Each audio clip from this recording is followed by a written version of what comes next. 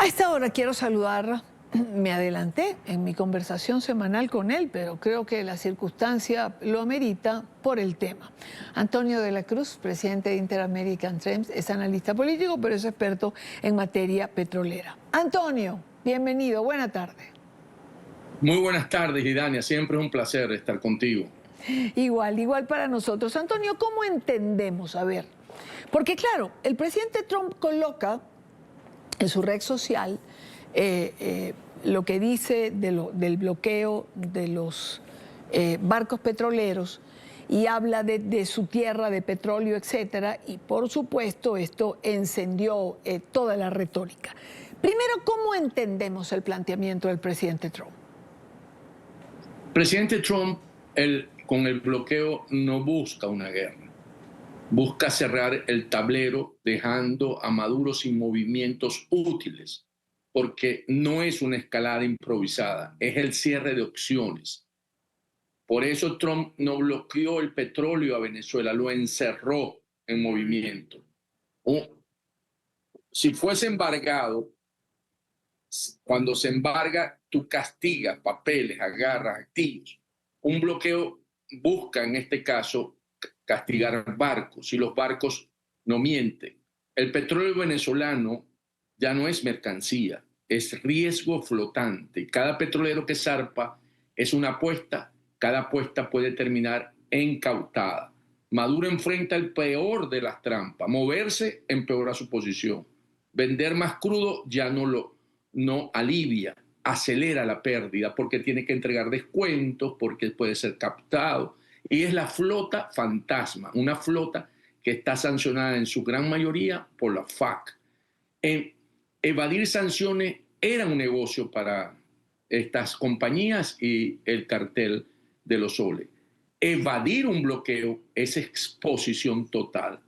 La flota fantasma dejó de ser invisible ahora. Es blanco, es un blanco que se va a atacar. El mercado negro se saturó, el seguro se evaporó porque nadie quiere asegurar la carga de esta flota fantasma y el margen desapareció. Esto no es guerra, Idania, es asfixia legal, naval y financiera. Es una guerra de rutas, seguros y decisiones silenciosas. Porque China, que era la que recibe la mayoría de estos envíos, alrededor de 500.000 barriles día, desde Venezuela, no compra incertidumbre, compra reestabilidad y Venezuela ya no la ofrece.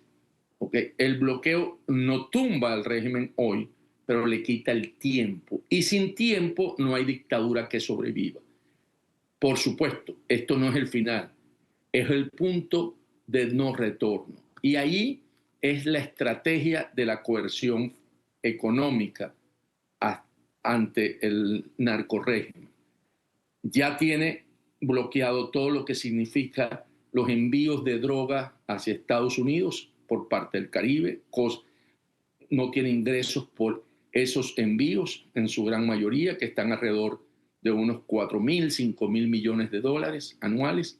Y ahora ataca al crudo ilícito que está sancionado por los buques fantasmas a través de una orden de un juez federal quien da la orden, actúan las agencias o las administraciones que corresponden, desde la Fiscalía hasta la Secretaría de Guerra, se llevan el buque a un puerto seguro en los Estados Unidos y se vende la carga. Por eso es que nadie se va a acercar a llevar esa carga hacia el mercado chino.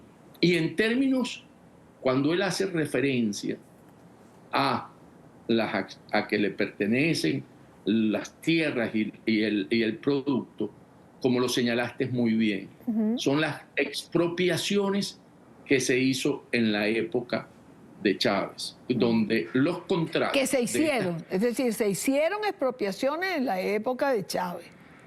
Sí, que se hicieron, perdón, plural, sí, yo dije que se hizo, que se hicieron en la época de Chávez. ¿Qué pasa?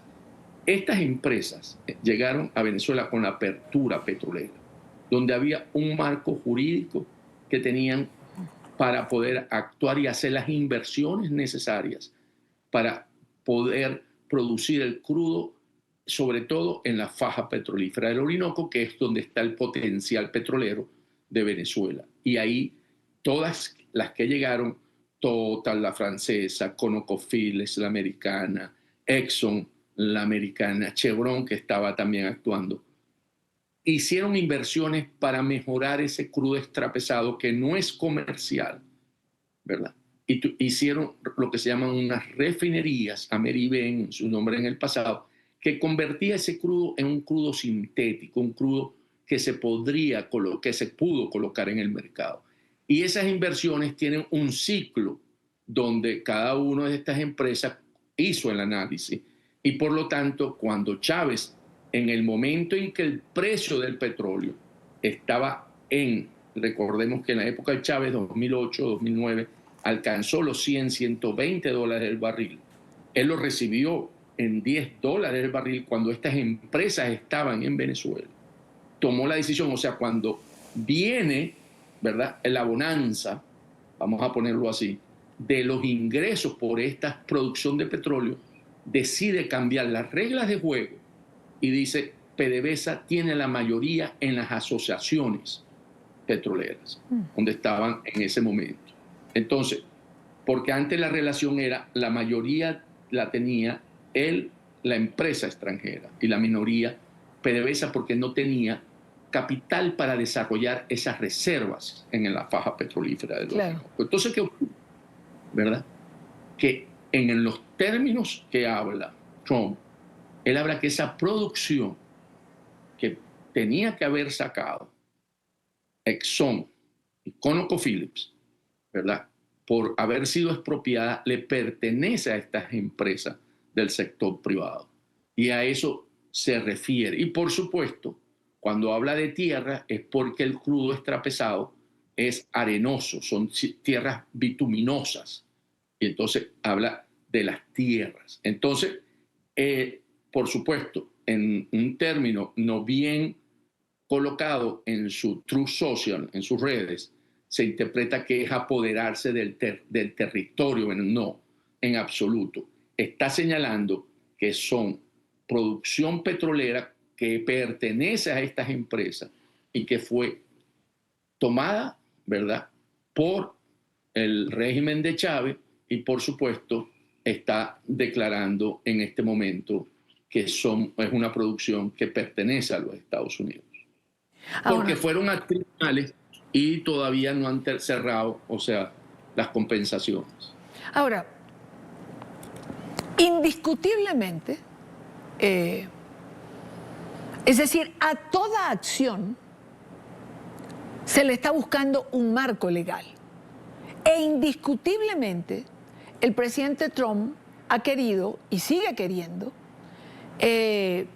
ejecutar acciones de presión antes de llegar a una extracción o a una neutralización, que son términos que he aprendido contigo en estas conversaciones. Porque todo esto va enfocado hacia allá. Totalmente. El presidente, la última opción que va a tomar el presidente Trump cuando se le acabe la paciencia con Maduro va a ser la neutralización, porque no le está dejando otra opción. Él sigue presionando, asfixiándolo en este momento, porque Maduro deja de recibir de aproximadamente, entre droga y petróleo, de unos $1.000 millones mensuales. ¿Okay? Si lo vemos anual, está entre 12 y 14.000 millones de dólares por esos dos rubros, el de la droga y el del petróleo ilícito, el petróleo negro, en el mercado negro. Entonces, ¿qué ocurre? Que esos 1.000 millones se utilizan para la represión, la corrupción, el terrorismo de Estado.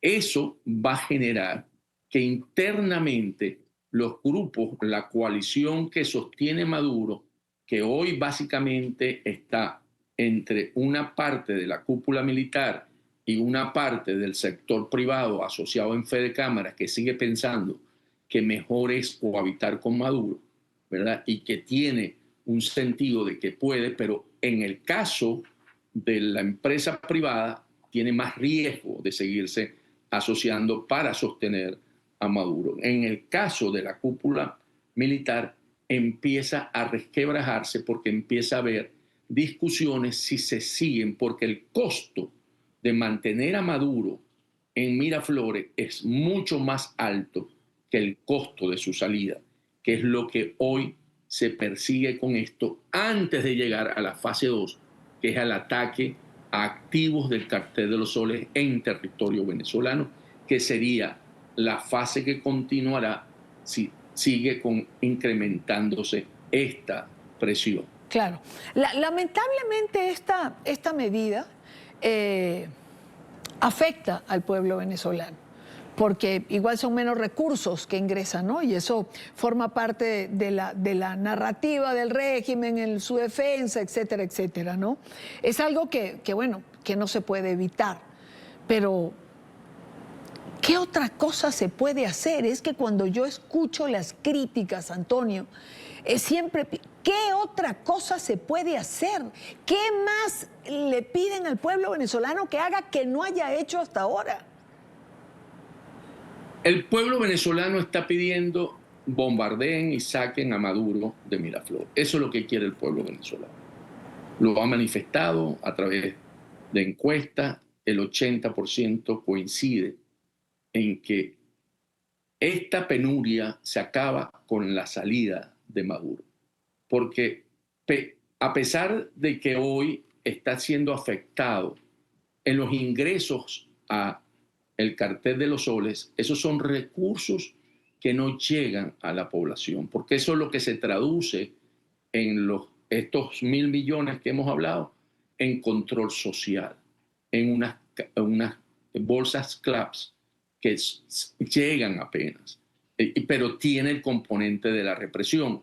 Entonces, cuando uno oye que afecta a la población venezolana tomó una decisión, que es el cambio por la vía pacífica y que además quiere que hoy se intervenga en Venezuela las fuerzas militares estadounidenses para salir de esta pesadumbre.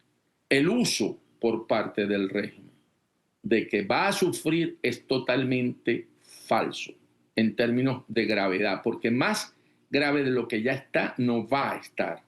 Hoy realmente no se refleja esto en incremento salarial, porque cuando le otorgaron las licencias a las empresas occidentales para exportar y producir petróleo en Venezuela en la época de Biden, ¿verdad? Del 22 al 24, 2022-2024, no hubo un aumento salarial.